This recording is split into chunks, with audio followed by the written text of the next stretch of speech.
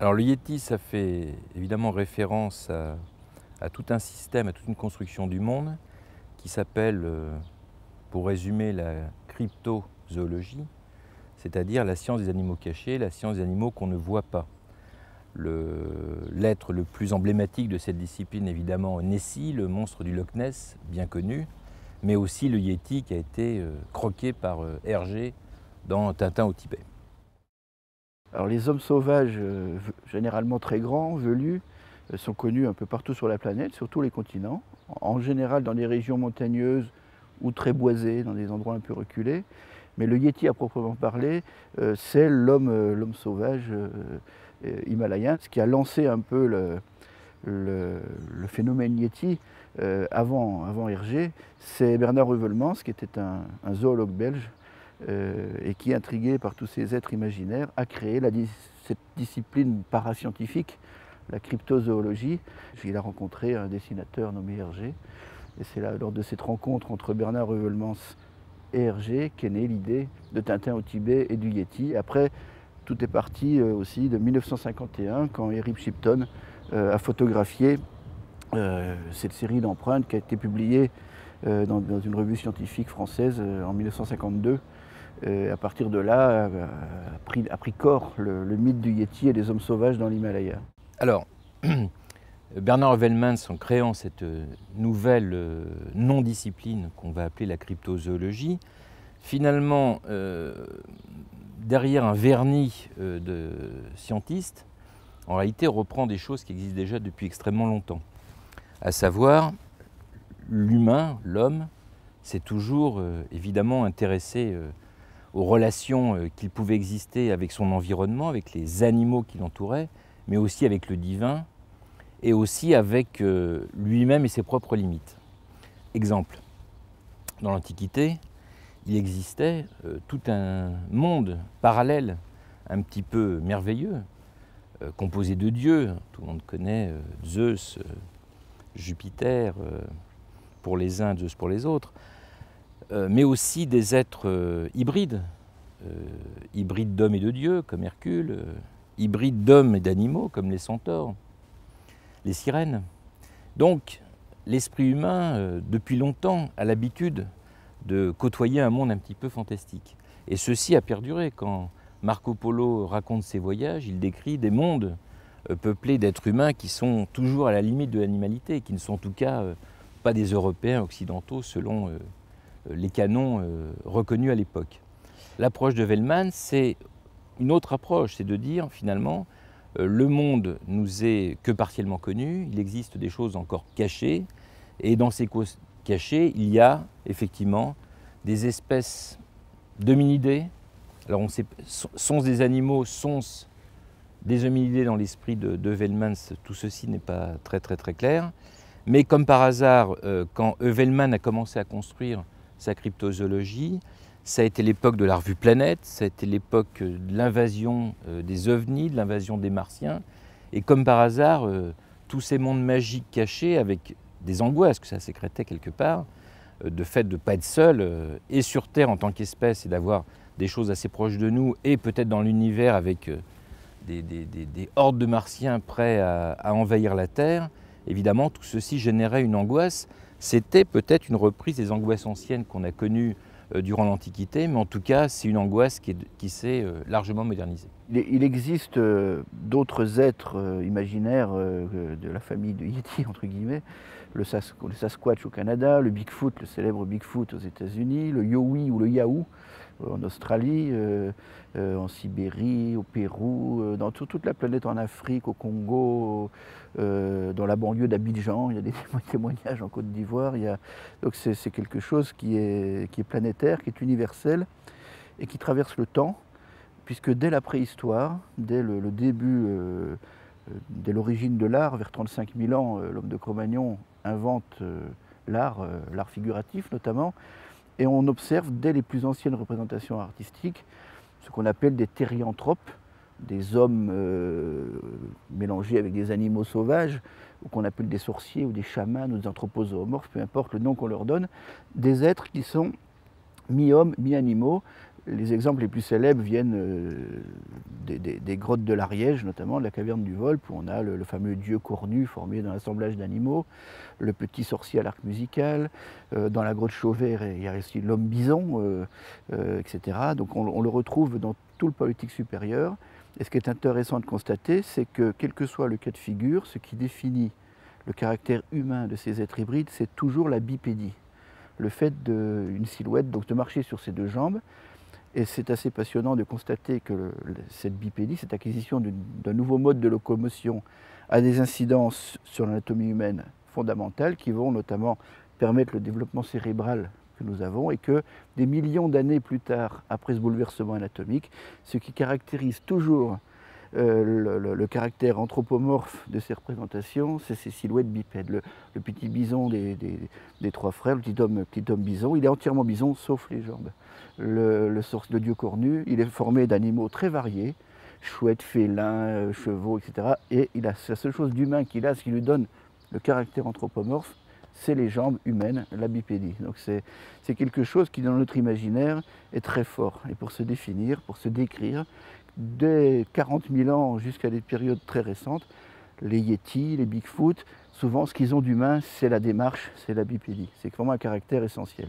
Ce que dit Jean est très important parce qu'effectivement, ça classe tout de suite ces êtres dans la famille des hominidés, c'est-à-dire qu'ils sont effectivement très très proches de nous, malgré le fait, et ça c'est la vraie question, qu'on ne les voit pas, qu'on ne les rencontre pas, et qu'on ne retrouve pas de preuves matérielles. Alors on dit toujours en science, et en archéologie en particulier, l'absence de preuve n'est pas une preuve de l'absence, mais là je crois que l'absence de preuve finit quelque part par être une preuve de l'absence. Alors, mis à part les empreintes, mais enfin, que sont des empreintes? Ce n'est pas une preuve scientifique, ce n'est pas une validation scientifique. Il faudrait un petit peu plus que ça. Il faudrait qu'il y ait des restes ostéologiques. Il faudrait qu'il y ait, si ce sont des hominidés, peut-être des restes un petit peu plus culturels, des cailloux, des outils, que sais-je. Mais en tout cas, on ne peut pas ne pas retrouver de preuves matérielles. On retrouve des traces matérielles au niveau ostéologique d'hominidés ayant vécu il y a 7 millions d'années.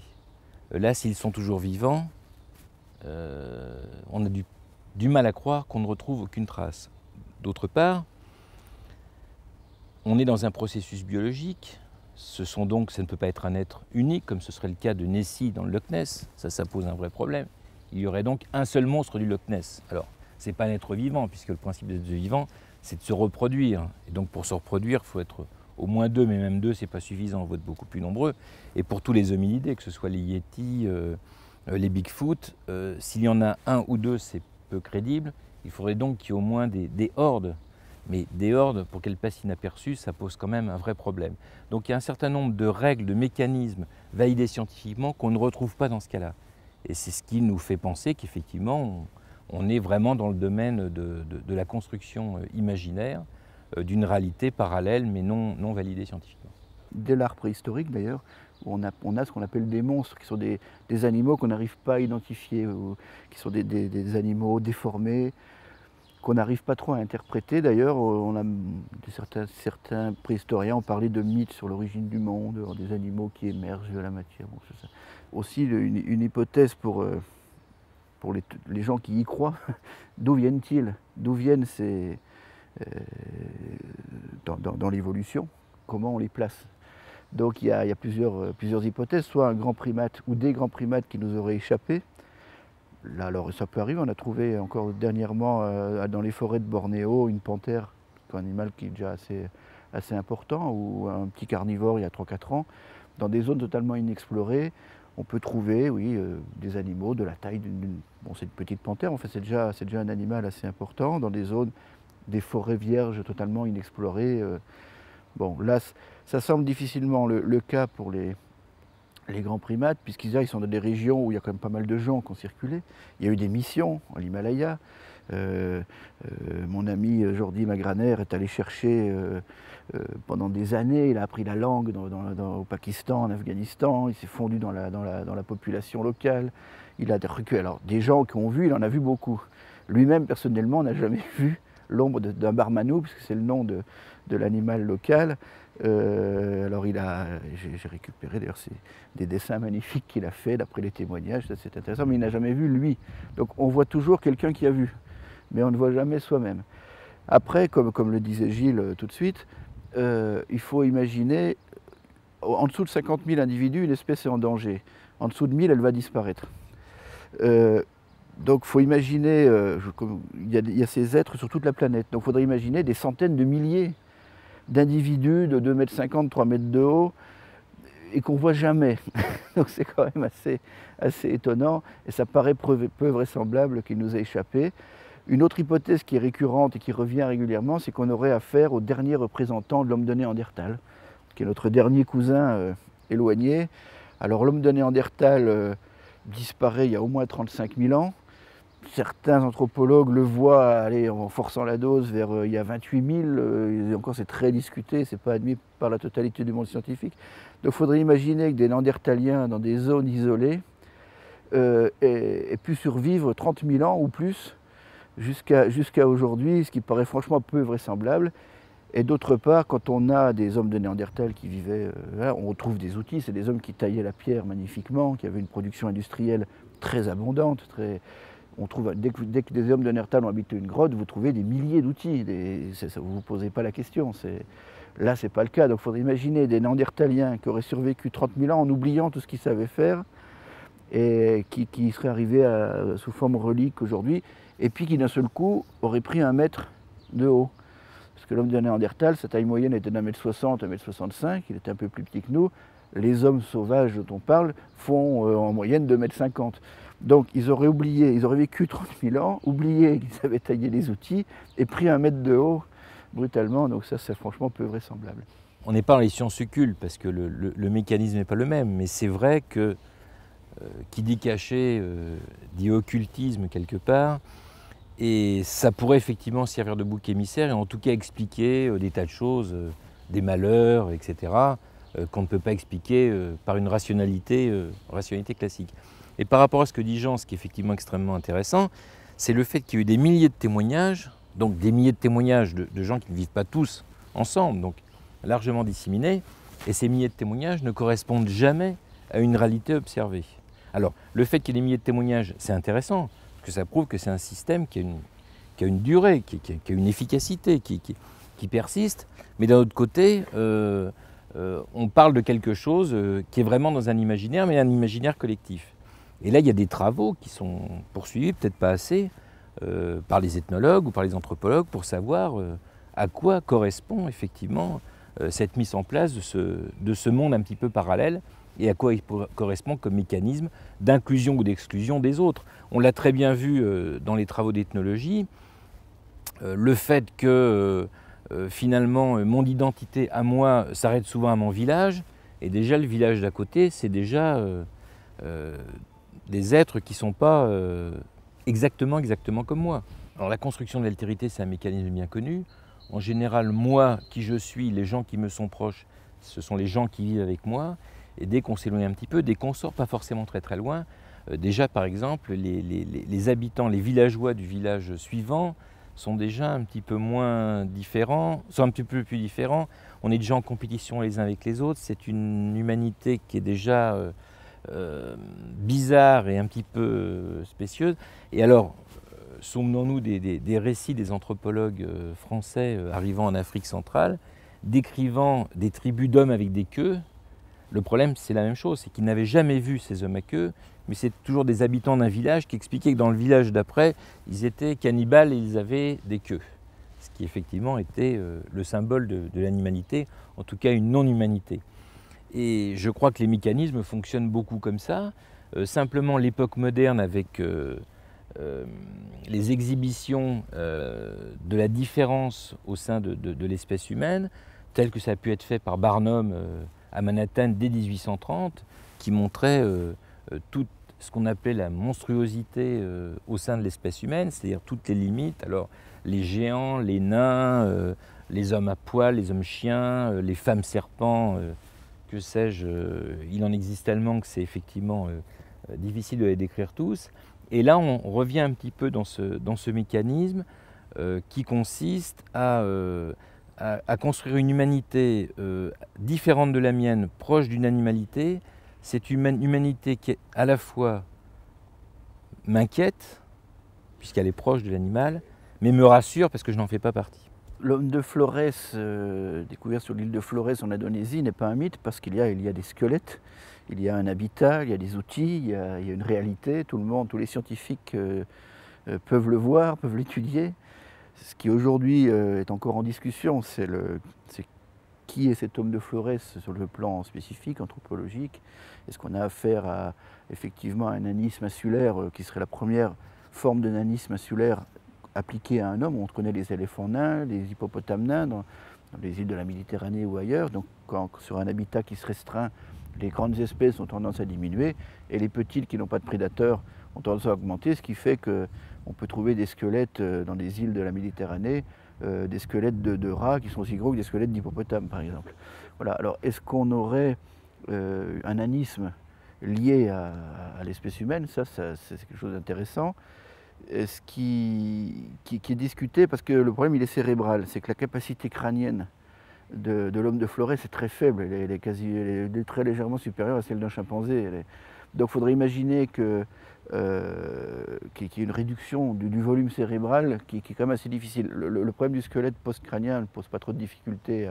Effectivement, on peut avoir génétiquement une population qui s'isole et où les pygmées, par exemple, sont petits mais ont un cerveau comme le nôtre. Ils n'ont pas une réduction du volume cérébral. Donc c'est la question que pose l'homme de Florès. Après, il y a une autre interprétation qui serait une dérive sur une population pathologique. Voilà, donc ça c'est encore en discussion. Pour l'instant, il est appelé Homo erectus floresiensis, donc ce qui signifierait que ce serait une population d'Homo erectus asiatique qui aurait été isolée, et donc ce ne serait pas des Homo sapiens, mais un terme ultime, une adaptation très particulière de l'Homo erectus.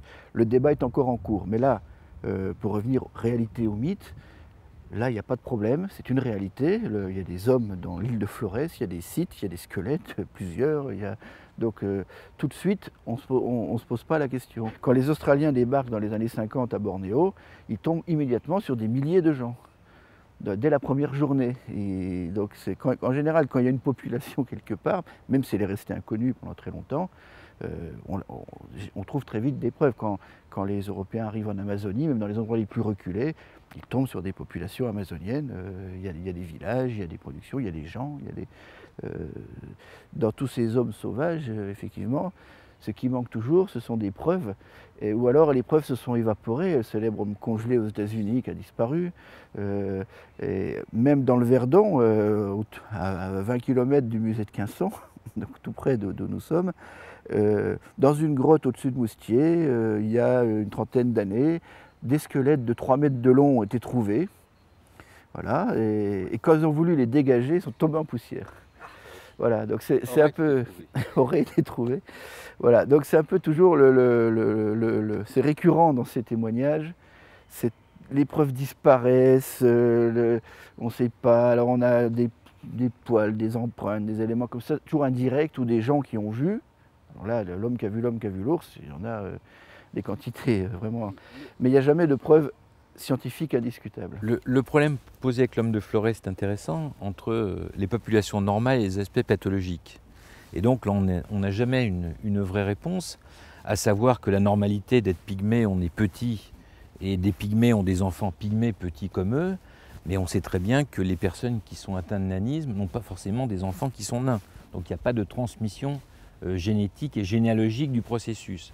Mais là, on n'a pas toujours les réponses, parce que souvent, en préhistoire, en paléontologie humaine, on manque un petit peu d'éléments de référence et d'avoir des populations suffisamment importantes pour faire ce qu'on appelle des moyennes et des variances et pouvoir se faire une idée justement des processus. Alors évidemment, dans le cas des crypto-hominidés, ceux qu'on ne voit jamais, il est évident que faire de la biométrie, ça semble quand même relativement difficile, vu qu'on ne trouve absolument aucun élément, sauf effectivement dans les dessins. J'ai beaucoup discuté des nuits entières avec Jordi, on n'était pas du même avis, mais et un des arguments, c'est que toujours il a les mêmes descriptions récurrentes dans toutes les vallées, donc c'est vraiment...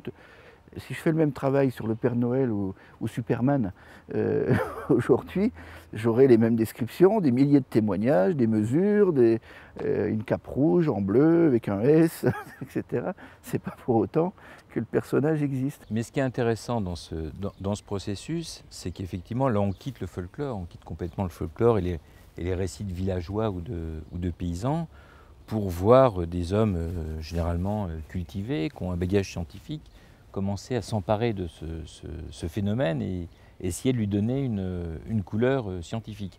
Alors quand on regarde la littérature, bon, souvent c'est de la littérature un petit peu de gare, un petit peu faite sur l'émotion, le sensationnel, mais il n'empêche qu'il y a quand même une multitude de recherches, d'études qui se prétendent sérieuses, qui font des comparatismes toujours très très ambigus avec des choses réelles. Donc on utilise des choses réelles et puis on fait des dérivations parfois à la limite de la malhonnêteté scientifique. Mais enfin, il y a tout un vernis qui est là. C'est un petit peu ce qui s'était passé avec les ovnis à l'époque où on accumulait un certain nombre de preuves, des vaches qui disparaissaient, qui étaient tuées, etc. Roswell. Roswell, bien sûr. À la fin des années 40, bien avec connu, la première autopsie d'un martien, secrète évidemment. Et là, on retombe un peu dans Planète. C'était à l'époque, les soviétiques ont les preuves, mais ils les cachent dans les coffres-forts, etc. Là, on peut toujours construire une science ésotérique extrêmement forte, qui va alimenter évidemment la presse à sensation, mais qui ne contribue aucunement à faire avancer le savoir scientifique sur le sujet. Le monde scientifique en général ne va pas chercher l'Yéti. Par contre, c'est notre démarche, c'est très intéressant de se poser la question du pourquoi il y a ces mythes. C'est aussi universel. En faisant la littérature avec Gilles, on en a trouvé dans tous les continents, partout. Il n'y a quasiment pas un coin du monde qui n'a pas son mythe d'homme sauvage. On était loin de connaître tous les cas. Hein. Et le sujet interpelle toujours aujourd'hui. Tous les gens à qui on dit qu'on va faire une exposition sur ce thème, personne ne reste indifférent. C'est quelque chose qui nous parle vraiment. Quand on dit Tintin, quasiment le premier qui est cité, c'est Tintin au Tibet. C'est un des premiers albums d'Hergé cités qui nous restent en mémoire. Donc je pense à... Si je reprends la préhistoire et notre évolution, donc à un moment donné, il y a 6 ou 7 millions d'années, un primate devient bipède, ce qui entraîne des modifications anatomiques conséquentes, et notamment un développement cérébral jusqu'alors inconnu dans le règne animal. Et cette évolution cérébrale va nous amener petit à petit à nous poser des questions qu'aucun animal ne se pose. Le renard, le hérisson ou le babouin ne se demandent pas d'où ils viennent, qui ils sont. Donc des questions métaphysiques qui vont naître. Alors quand exactement, il n'y a pas une ligne, à un moment donné on se pose des questions et pas, c'est progressif. Pourquoi, il y a 350 000 ans, dans la Sierra de Atapuerca en Espagne, des hommes jettent leurs défunts dans un aven. 32 corps de tous âges, de tous sexes, des hommes, des femmes, des enfants, des adultes, qui sont mis dans un aven sépulcral, et avec on trouve un biface non utilisé, d'une roche verte et mauve un peu, une très jolie roche qui a été déposée. C'est ce qui serait le premier geste funéraire, le premier geste symbolique dans l'histoire de l'humanité. Pourquoi à ce moment-là, alors qu'auparavant on trouve toujours les restes humains avec les animaux, vraisemblablement mangés de la même manière, sans que ce soit rituel, je pense que c'est alimentaire, et à un moment donné on se pose une question. Pourquoi les premiers Homo sapiens connus aujourd'hui, donc notre espèce qui apparaît en Afrique, le plus vieil exemplaire connu c'est à Erto en Éthiopie, 160 000 ans, qu'est-ce qui a poussé ces hommes à décarner, enlever totalement la chair, les muscles de crâne, de prendre le crâne et de le polir. C'est un geste totalement gratuit, complètement farfelu, aucun animal ne fait ça. Et il y a 160 000 ans, les premiers Homo sapiens ont ce geste. À partir de 100 000 ans, qu'est-ce qui pousse des populations à inhumer des défunts? Pour la première fois, on distingue nettement les hommes du règne animal, donc il y a une prise de conscience de la singularité de l'homme. Il a un traitement différent. À Chanidar, dans le Kurdistan irakien, on dépose le défunt sur un lit de fleurs de différentes couleurs. Dans certains sites néandertaliens de France, on trouve des pattes de bison en connexion, des outils.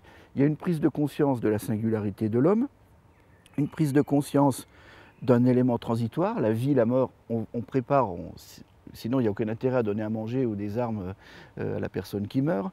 Tout ça, c'est des interrogations métaphysiques qui apparaissent au fil du temps. Et dès que l'homme invente l'art, immédiatement il va projeter son psychisme sur les parois. Alors, il y a des tas de discussions, d'hypothèses pour interpréter l'art préhistorique, chamanisme, etc., l'art pour l'art, psychanalytique ou autre. Moi, je pense qu'il y a une bonne partie de cet art qui, en fait, correspond à une réponse qu'on a tous en nous. On a un besoin de se définir, un besoin d'identité. Qui sommes-nous? Que sommes-nous? Pourquoi sommes-nous? Etc. Et on n'arrive pas à se définir par le positif. Car il n'y a qu'à relire le livre de Vercors, Les animaux dénaturés, qui est remarquable, qui est fabuleux sur ce plan-là. On a un besoin de se définir, on n'y arrive pas. Où va être la limite? C'est presque une utopie entre l'animalité et l'humanité. Où est-ce qu'on va la mettre? Et comme on n'arrive pas à se définir, on a un problème. Quand quelqu'un aujourd'hui, un individu ou une population a un trouble identitaire, ça génère des troubles du comportement assez importants. Donc on va se définir par rapport à la négative. Et notre double, notre miroir, c'est l'animal. Et dès le début de l'art préhistorique, on a des animaux, des êtres hybrides, des anthropomorphes, des sorciers, peu importe comment on les appelle. Et je pense que ça fait vraiment partie d'un questionnement métaphysique qui est très ancien, qui vient vraiment du début de l'histoire de l'homme sur la planète Terre, et ce besoin qu'on a tout le temps de se définir par rapport à quelque chose. Et quelque part, ces yétis, ces hommes sauvages, participent aussi, comme il y a 30 000 ans sur les parois des grottes, aujourd'hui, chez les populations, à un besoin de se définir soi-même par rapport à autre chose. Alors, ils sont proches de nous parce qu'ils sont bipèdes, donc ils sont assez proches de nous, mais quand même, ils ont des poils, ils ne mangent pas comme nous, ils n'ont pas le problème du langage, etc. Il y a beaucoup de différences qui fait qu'on va rejeter sur eux tous nos fantasmes, nos tabous, tout ce qui nous fait peur. Et ils participent, je pense, globalement à cette réponse identitaire. Finalement, le yéti, c'est peut-être l'aspect zoologique, la part la plus animale qu'il y a en nous, qu'on essaye de projeter et de rejeter dans les endroits les plus déserts et les plus hors de notre monde. Je crois que ça peut être effectivement une interprétation, puisque le yéti est quelque chose qui existe, même virtuellement, même symboliquement, mais qui est peut-être justement la partie d'animalité qu'il y aurait dans l'homme. Donc voilà, il y a toujours dans le côté sauvage et dangereux ces zones inexplorées où demeure de l'agressivité, où l'homme évite d'aller, et finalement ça lui permet d'avoir un chez-soi et un en-soi très rassurant, très civilisé, et finalement ça évitait peut-être aussi d'avoir à trop partir et à trop sortir. Il y avait besoin, ça assure aussi la cohésion du groupe. Dès qu'il faisait nuit, tout le monde était rentré. Personne ne sortait, personne n'allait se promener dans les bois, quoi. Ces mythes participent vraiment pleinement à notre équilibre psychique. Oui. Oui. Ils sont indispensables. Oui. Et quelque part, le virus de l'an 2000, on a aujourd'hui nos nouveaux yétis, entre guillemets, avec des bugs informatiques. Voilà, le grand virus de l'an 2000 qui devait anéantir notre civilisation quasiment. C'est la même chose. Hein. Comme dirait Roland Barthes, nous sommes dans un système de signes et donc dans une mythologie active. Parce que les mythes, effectivement, comme dit Jean, sont toujours en éternelle construction.